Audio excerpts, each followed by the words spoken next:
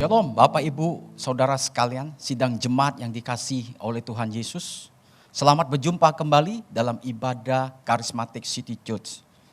Sebelum saya memulai daripada khotbah saya, ada sedikit pengumuman yang perlu kita ketahui. Bahwa ibadah Charismatic City Church akan diadakan on-site pada tanggal 19 September 2021 jam 10 pagi. Di Gading Chapter dengan alamat Jalan Pegangsaan 2 nomor 138 Kelapa Gading. Bagi Bapak Ibu Saudara sekalian yang tidak bisa hadir, bisa mengikuti ibadah ini secara live streaming di channel Charismatic City Church. Ibadah ini tetap menerapkan protokol kesehatan. Mari kita berdoa sebelum kita mendengar firman Tuhan. Tuhan Yesus, kami berterima kasih untuk kebaikan, kemurahan-Mu atas hidup kami.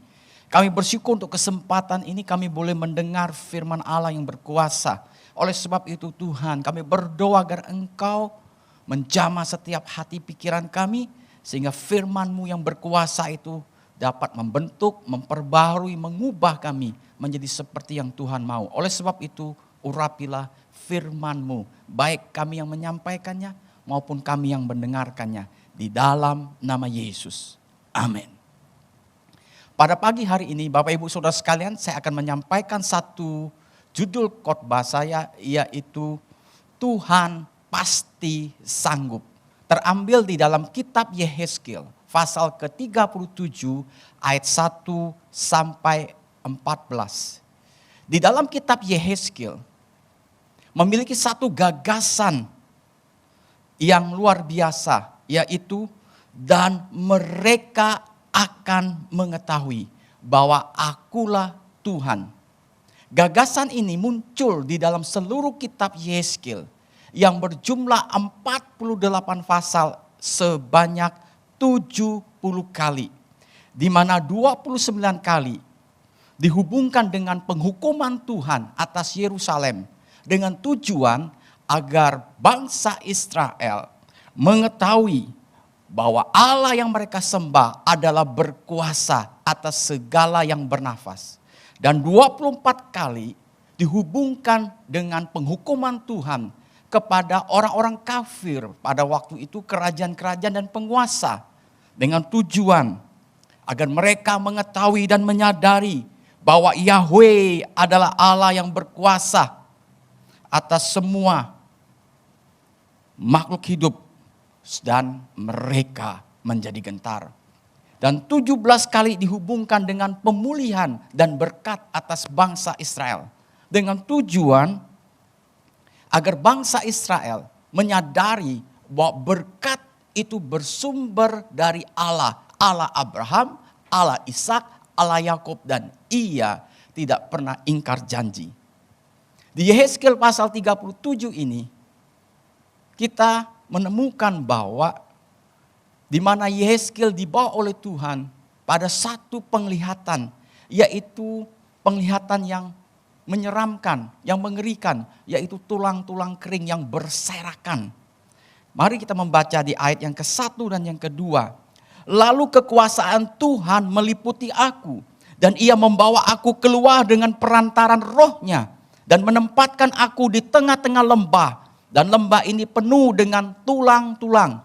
Ayat yang kedua, Ia membawa aku melihat tulang-tulang itu berkeliling-keliling, dan sungguh amat banyak bertaburan di lembah itu. Lihat, tulang-tulang itu amat kering. Perlu Bapak Ibu Saudara sekalian mengetahui peristiwa penglihatan Daniel ini, di mana bangsa Israel berada pada penawanan Babilonia di bawah kerajaan Nebukadnezar. Dan Alkitab memberitahu kepada kita apa yang dimaksud tulang-tulang kering tersebut. Mungkin sebagian dari kita bertanya, apa sih tulang-tulang kering tersebut? Yehezkiel pasal 37 ayat 11a merupakan jawabannya. Firman-Nya kepadaku, hai anak manusia, tulang-tulang ini adalah seluruh kaum Israel. Jadi firman Allah memberitahu bahwa tulang-tulang ini merupakan gambaran dari bangsa Israel. Di tengah lembah yang penuh dengan tulang-tulang manusia yang berserakan tersebut, yang sudah kering kata Alkitab, Allah bertanya kepada Yeskil, dapatkah Yeskil tulang-tulang ini dihidupkan kembali? Saya bacakan di ayat ketiga. Lalu ia berfirman kepadaku, hai anak manusia, dapatkah tulang-tulang ini dihidupkan kembali? Aku menjawab, ya Tuhan Allah, Engkaulah yang mengetahuinya. Pertanyaan yang diajukan Allah kepada Yehezkiel, hai anak manusia, dapatkah tulang-tulang ini dihidupkan kembali? Allah sedang memberi suatu sinyal kepada Yehezkiel untuk menguji, untuk melihat seberapa kepercayaan dia, keyakinan dia kepada Allah, bahwa Allah dapat melakukan dari yang tidak mungkin menjadi mungkin, dari yang tidak ada menjadi ada. Ketika Allah mengajukan pertanyaan tersebut, Yehezkiel memberi jawaban dengan berkata, Engkaulah yang mengetahuinya. Dengan jawaban Yehezkiel, Engkaulah yang mengetahuinya. Dengan kata lain, Yehezkiel berkata, aku percaya Tuhan. Bapak, ibu, saudara sekalian yang dikasihi oleh Tuhan, kita dalam hidup kita sebagai orang percaya, ada waktunya kita harus berhenti sejenak untuk menguji iman kita sendiri, sejauh mana iman keyakinan kita kuatnya, bertumbuhnya, atau sebaliknya mengalami kemandulan atau tidak bertumbuh lagi. Maka pertanyaannya adalah, bagaimana kita dapat menguji iman kita sendiri?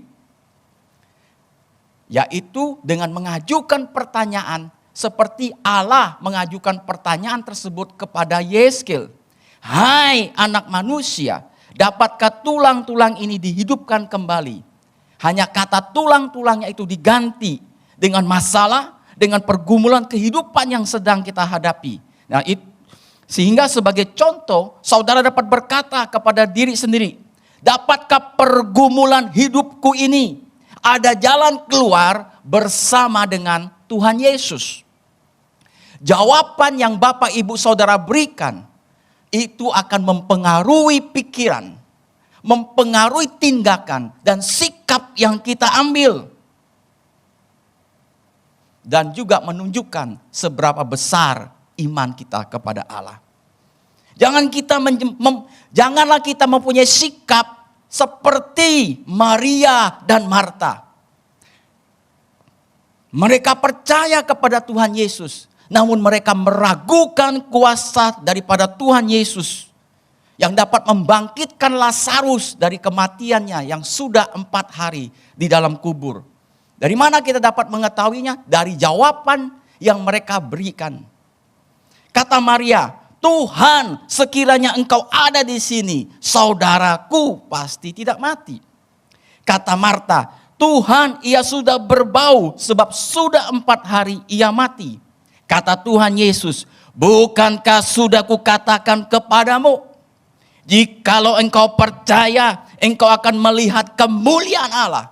Saya percaya firman ini tidak hanya diberikan kepada Maria dan Marta, tetapi juga kepada kita. Kalau kita percaya kepada Tuhan dengan segenap hati kita, dengan segenap kekuatan kita, maka firman ini dikatakan kita akan melihat kemuliaan Allah. Pertanyaan Allah kepada Yehezkiel, dapatkah tulang-tulang ini dihidupkan? Maka saya melihat ada 2 jawaban di situ, yaitu jawaban secara manusiawi dan jawaban secara ilahi. Secara manusiawi adalah mustahil bahwa tulang-tulang itu dapat dihidupkan. Kata mustahil dalam Kamus Besar Bahasa Indonesia dikatakan tidak mungkin, adalah tidak mungkin tulang-tulang itu menyatu kembali, ditutupi oleh daging, otot dan kulit dan kembali hidup. Itu secara manusiawi. Tetapi secara ilahi jawabannya adalah segala sesuatu mungkin bagi Allah. Atau dengan kata lain, Allah pasti sanggup. Karena hanya Allah yang dapat menciptakan, haleluya, dari yang tidak ada menjadi ada. Kalau kita melihat dan membaca di kitab Kejadian pasal 1, ayat 1, 2, dan 3, maka di situ kita melihat firman Allah berkata, bumi belum berbentuk dan kosong, gelap gulita menutupi samudera raya, dan roh Allah melayang-layang di atas permukaan air. Berfirmanlah Allah, jadilah terang. Haleluya. Allah dapat menciptakan dari yang tidak ada menjadi ada. Dari perikop Yehezkiel pasal 37 ayat 1 sampai 14 ini, ada dua hal penting yang perlu kita simak dan kita pahami sebagai orang percaya. Yang pertama, berbicara bahwa Allah pasti sanggup melakukan mujizat.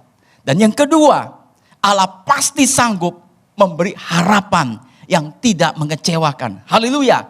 Kita bahas satu persatu. Yang pertama, yaitu Allah pasti sanggup melakukan mujizat. Dalam Yehezkiel pasal 37 ayat 7 dan 8 dikatakan demikian. Lalu aku bernubuat seperti diperintahkan kepadaku, dan segera sesudah aku bernubuat, kedengaranlah suara. Sungguh suatu suara berderak-derak, dan tulang-tulang itu bertemu satu sama lain. Sedang aku mengamat-ngamatinya, lihat urat-urat ada dan daging tumbuh padanya. Kemudian kulit menutupinya, tetapi mereka belum bernafas. Penglihatan Yehezkiel mengenai tulang-tulang merupakan gambaran atau simbol daripada orang-orang Israel. Yang dapat saya gambarkan, di mana suatu keadaan yang menyedihkan atau sadness, suatu kondisi yang tidak bisa ditolong lagi dengan kekuatan manusia, kondisi yang tidak dapat disembuhkan atau dipulihkan, kondisi yang tidak mempunyai harapan, kondisi yang secara ilmu pengetahuan medis, yaitu dengan kepintaran dan kemampuan manusia, adalah mustahil di mana tulang-tulang dapat dihidupkan. Dengan kondisi bangsa Israel yang seperti saya katakan tadi, adalah satu kemustahilan bangsa Israel dapat dipulihkan. Kita harus ingat, karena bangsa Israel pada waktu itu berada di dalam pembuangan, terjajah, tertindas, di bawah bayang-bayang ketakutan setiap hari, tidak memiliki kehidupan dan masa depan, kecuali satu hal. Bangsa Israel dapat dipulihkan melalui kuasa mujizat Allah. Dalam keadaan demikian, Allah memberi perintah kepada Yehezkiel untuk bernubuat kepada tulang-tulang kering yang merupakan simbol dari bangsa Israel. Dan apa yang terjadi Bapak Ibu Saudara sekalian, ketika Yehezkiel bernubuat sesuai dengan perintah Allah, instruksi Allah, maka Alkitab mengatakan tulang-tulang tersebut mulai bersatu, satu dengan lainnya mulai berderak, berbunyi, urat mulai ada, daging mulai menutupi, dan mereka hidup kembali. Firman Allah dengan tegas mengatakan dalam Yehezkiel pasal 37 ayat yang ke-10. Lalu aku bernubuat seperti yang diperintahkannya kepadaku, dan nafas hidup itu masuk di dalam mereka, sehingga mereka hidup kembali. Mereka menjejakkan kakinya suatu tentara yang sangat besar. Saudara, jadi tentara itu tegap, kuat, memiliki pandangan ke depan, siap melakukan sesuatu yang besar di depan. Dari sesuatu tulang kering, Allah bangkitkan menjadi satu tentara. Kalau demikian Bapak Ibu Saudara sekalian, apa yang disebut atau arti mujizat? Menurut seorang profesor teologi sistematika yang bernama Wayne Grudem, mujizat dikatakan adalah suatu aktivitas Allah yang kurang lazim, tidak umum, di mana ia membangkitkan rasa terpesona dan ketakjuban manusia dan memberi kesaksian tentang diri Allah sendiri. Perlu kita pahami, dari kitab Kejadian sampai kitab Wahyu, firman Allah dipenuhi dengan cerita perkara ajaib mujizat yang dari Allah. Dan kita melihat beberapa contoh saja pada kesempatan ini, mujizat Allah. Alkitab mengatakan Allah memberi makan mana surgawi kepada bangsa Israel yang jumlahnya kurang lebih 2 juta orang selama 40 tahun. Ini peristiwa mujizat. Ketika Sadrak, Mesak, Abednego dimasukkan di dalam perapian, maka api tidak menyentuh baju mereka, tidak membakar daging mereka. Ini adalah peristiwa mujizat. Ketika Tuhan Yesus mengubah air menjadi anggur, ini adalah peristiwa mujizat. Di mana sampai saat ini ketika orang ingin membuat wine atau sirup anggur, maka dibutuhkan bahan anggur. Tapi Yesus hanya membutuhkan air. Ini perkara mujizat. Tuhan Yesus di kolam Bethesda menyembuhkan orang yang sudah lumpuh 38 tahun lamanya. Dan seketika itu dia dapat berjalan. Ini peristiwa mujizat. Saya ingin menekankan perkara ini. Bahwa Tuhan Yesus dapat melakukan mujizat di atas waktu. Dengan kata lain, Tuhan Yesus berkuasa atas waktu. Kalau Bapak, Ibu, Saudara saat ini berada di dalam pergumulan hidupmu. Mungkin sudah 1 tahun. Mungkin sudah 5 tahun, 10 tahun. Saya mau kasih tahu Allah sanggup ubah itu untuk melakukan mujizatnya. Karena Ia berkuasa atas waktu. Haleluya. Bapak, Ibu, Saudara sekalian, yakinlah bahwa Allah pasti sanggup melakukan mujizat atas masalah dan pergumulan kehidupan yang sedang kita hadapi. Mungkin saudara sudah menyerah, sudah letih dengan pergumulan ini. Tetapi percayalah, Tuhan masih ada untuk saudara. Kalau Allah dapat melakukan mujizat bagi bangsa Israel dengan memberi makan mana surgawi 40 tahun, laut Tebrau terbelah 2, dan Sadrak, Mesak, Abednego tidak terbakar oleh api, maka hari ini juga kuasa yang sama dia dapat menolong saudara, melepaskan saudara, membangkitkan saudara, memerdekakan saudara. Karena Ia adalah Yesus yang tidak berubah dulu, sekarang, dan sampai selama-lamanya. Haleluya. Dan saya ingin memberitahu kepada kita bahwa salah satu tujuan, salah satu tujuan dari mujizat Allah dinyatakan adalah karena belas kasihan Allah dan kepedulian Allah kepada kita anak-anaknya, kepada kita orang percaya. Bapak, Ibu, Saudara sekalian, firman Allah memberitahu kepada kita ketika Ia mengubah 5 roti dan 2 ekor ikan untuk 5.000 orang banyak. Alkitab mengatakan Ia tergerak oleh belas kasihan. Ia didorong untuk menolong, untuk kepedulian orang-orang pada waktu itu.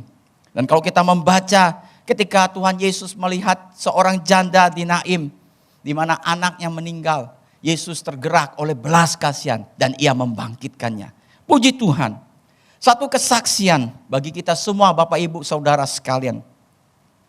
Dodie Austin adalah ibu daripada Joel Austin, yang merupakan gembala sidang dari Lakewood Church di Houston, Texas.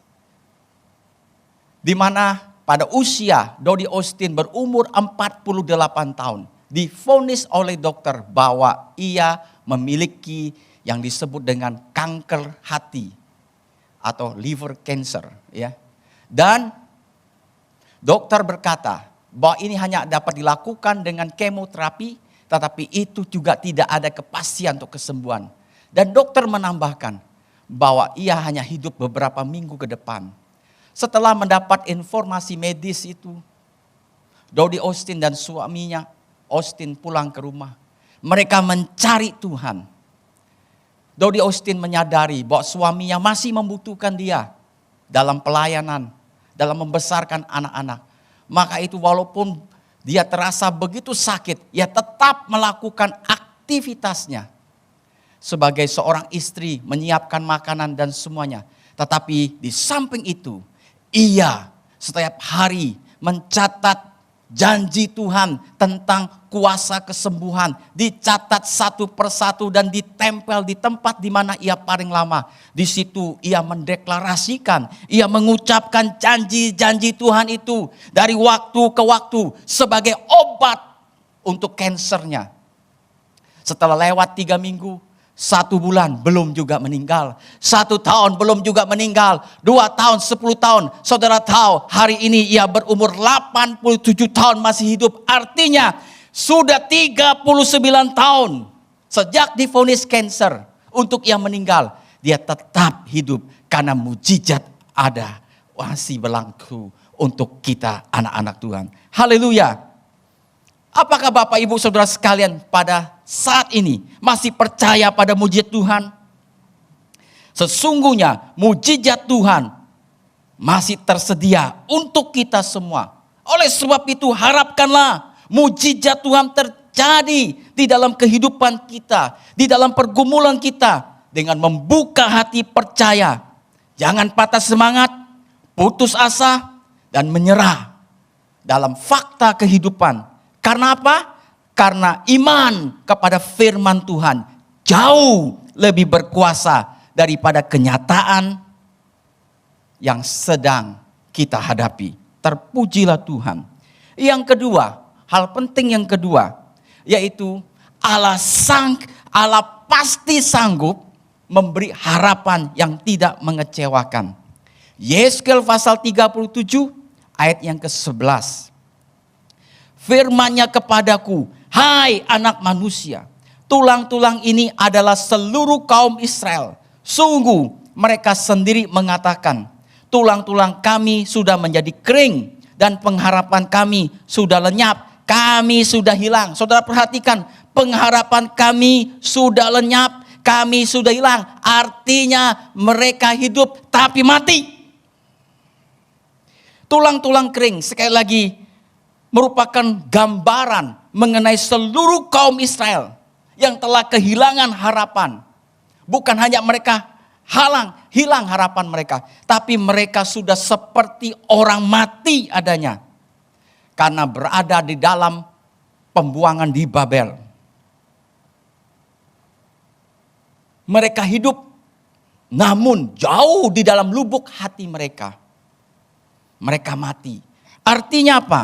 Mereka tidak punya semangat. Keletihan secara mental dan secara emosional. Mereka putus asa, hidup tanpa arah dan tujuan lagi. Dan tidak dapat melihat masa depan. Ketika bangsa Israel di dalam keadaan putus asa, putus harapan mereka, tidak dapat melihat masa depan, Allah datang memberi firman-Nya kepada Yeskel untuk orang-orang Israel pada waktu itu. Yang berkatalah kepada tulang-tulang ini, bernubuatlah kepada tulang-tulang ini. Kalau demikian, apa yang dapat kita pelajari dari nubuatan Yeskel kepada tulang-tulang kering ini? 2 hal yang dapat kita pelajari. Yang pertama, kita tidak perlu kehilangan napas untuk bisa merasa mati. Cukup hilang 1 kata ini saja dalam kamus hidup kita, yaitu pengharapan.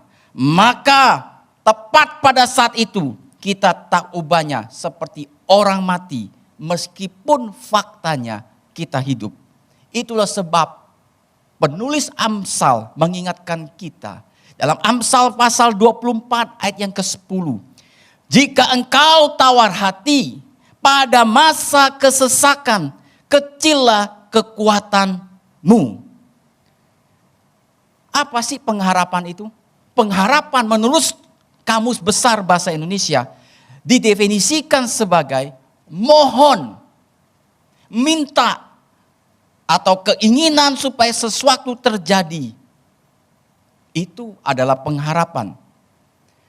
Nah, Bapak Ibu Saudara sekalian, di dalam kehidupan kita sebagai manusia, tidak mungkin kita terlepas dari masalah. Kita semua memiliki pergumulan kehidupan yang membedakan antara pribadi satu dengan pribadi yang lain adalah jenis persoalannya. Satu bergumul dengan sakit penyakit, yang lain bergumul dengan keuangan, yang lain bergumul dengan keluarganya, yang lain bergumul dengan usahanya, yang lain bergumul dengan bisnisnya dan sebagainya. Tetapi yang menjadi pertanyaan kepada kita semua, apakah persoalan yang sedang kita hadapi membuat kita menjadi tawar hati atau hilang harapan kita kepada Tuhan? Bapak Ibu Saudara sendiri yang dapat menjawabkan itu. Tetapi sebagai hamba Tuhan, saya memberi dorongan kepada kita semua untuk tetaplah berharap kepada Tuhan Yesus Kristus sampai mujizat itu terjadi. Kalau sakit, miliki harapan untuk disembuhkan karena adalah kehendak Allah untuk menyembuhkan kita. Haleluya. Kalau terikat pada sesuatu yang disebut dosa, milikilah harapan untuk dibebaskan karena Allah kita adalah Allah yang mau mengampuni setiap pelanggaran kita. Kalau ada rasa takut dan khawatir akan masa depan, milikilah harapan untuk dimerdekakan oleh Tuhan. Karena rancangan Tuhan atas hidup kita selalu membawakan damai sejahtera, bukan kecelakaan. Bapak Ibu Saudara sekalian, apapun yang sedang saudara hadapi, jangan menyerah. Karena pengharapan kepada Tuhan Yesus, kitab suci mengatakan tidak dipermalukan. Haleluya. Ya, hal yang kedua yang dapat kita pelajari dari peristiwa nubuatan kepada tulang-tulang kering ini adalah berpeganglah dan percayalah kepada firman Allah. Haleluya. Yeskel dipakai Tuhan sehingga ia dapat menghidupkan tulang-tulang yang sudah amat kering. Sekali lagi yang merupakan simbol dari bangsa Israel. Karena Yeskel percaya apa yang Tuhan perintahkan. Firman Tuhan yang diberikan kepada dia itu berkuasa. Kita melihat dalam Yeskel pasal 37 ayat yang keempat. Lalu firman-Nya kepadaku, bernubuatlah mengenai tulang-tulang ini. Dan katakanlah kepadanya, hai tulang-tulang yang kering, dengarlah firman Tuhan. Ketika kita merasa hidup kita tanpa tujuan, hidup tanpa harapan, tak ada lagi hal yang mampu kita lakukan. Dan kita tidak tahu apa yang terjadi. Nasihat saya, berpeganglah kepada firman Tuhan. Bukan hanya berpegang, tapi kuat-kuat. Dengan keyakinan penuh. Kenapa demikian? Mazmur 119 ayat 105 dengan tegas mengatakan, firman Tuhan itu pelita bagi kakiku dan terang bagi jalanmu. Haleluya. Oleh sebab itu, daripada kita mengeluh, mencari kambing hitam, siapa yang bersalah, siapa yang benar, lebih baik kita bersyukur, kita memuji Tuhan, kita memperkatakan firman Tuhan. Segala perkara dapat kutanggung di dalam Dia. Allahku memberikan kepadaku segala yang kuperlukan. Rancangan Tuhan atas hidupku adalah rancangan masa depan yang penuh harapan. Tuhan adalah gembalaku. Aku berharga dan mulia di mata Tuhan. Aku tidak takut berjalan dalam lembah kekelaman, sebab Ia berserta denganku. Kita lebih baik memperkatakan firman Tuhan kepada hidup kita, kepada situasi yang sedang kita hadapi. Pengakuan Daud tentang kehebatan firman Tuhan dalam Mazmur 119 ayat 92. Sekiranya Tauratmu tidak menjadi kegemaranku, maka aku telah binasa dalam sengsaraku. Artinya apa? Daud sedang berkata kalau firman Tuhan tidak menjadi konsumsi atau makanan bagi jiwanya setiap hari, maka ia telah ditelan oleh persoalan sengsara yang ia hadapi dari hidupnya, dari hari ke hari. Tetapi puji Tuhan, dia kuat karena dia memberi makan bagi jiwanya. Bapak Ibu Saudara sekalian, berharaplah kepada Allah, maka kita akan bersyukur atas apa yang kita harapkan. Karena Allah itu adalah Bapa kita yang sangat baik. Sekali lagi, izinkan saya membaca dalam Mazmur pasal 42 ayat yang ke-6. Mengapa engkau tertekan hai jiwaku? dan gelisah di dalam diriku. Berharaplah kepada Allah, sebab aku akan bersyukur lagi kepadanya, penolongku dan Allahku. Jadikanlah firman Tuhan sebagai perisai iman untuk menangkis setiap serangan dari musuh yang ingin melemahkan kita untuk berharap kepada Tuhan. Sebagai contoh, kalau kekhawatiran menyerang kita, maka kita lawan kekhawatiran tersebut dengan firman Tuhan yang mengatakan, jangan hendaknya kamu khawatir tentang apapun juga, tetapi nyatakanlah dalam segala hal keinginanmu kepada Allah dalam doa dan permohonan dengan ucapan syukur. Filipi 4 ayat yang ke-6.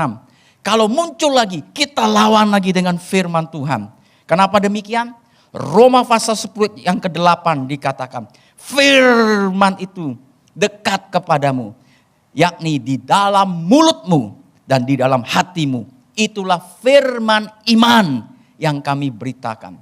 Dan sebagai bagian yang terakhir, Bapak Ibu Saudara sekalian, kehidupan kita sebagai orang percaya adalah sering seperti tulang-tulang yang sudah kering. Karena persoalan kehidupan yang kita hadapi, yang mana satu dengan yang lain berbeda. Ada yang bergumul di dalam, seperti saya katakan tadi, di dalam pekerjaan, di dalam bisnis, di dalam sakit, di dalam pergaulan, di dalam rumah tangga, dan sebagainya. Kadangkala mungkin kita sudah berpikir bahwa kita tidak punya harapan lagi. Kita berpikir kita mau menyerah saja. Kita berpikir bahwa tidak ada lagi solusi.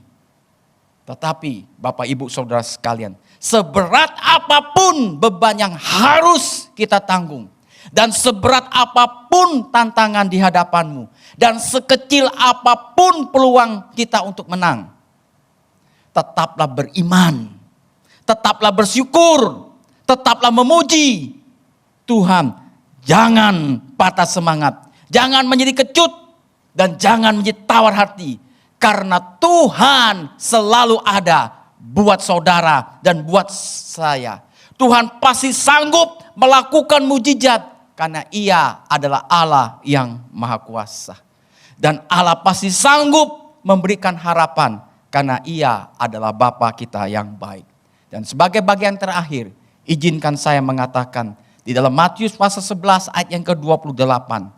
Marilah kepadaku semua yang letih lesu dan berbeban berat, aku akan memberi kelegaan kepadamu.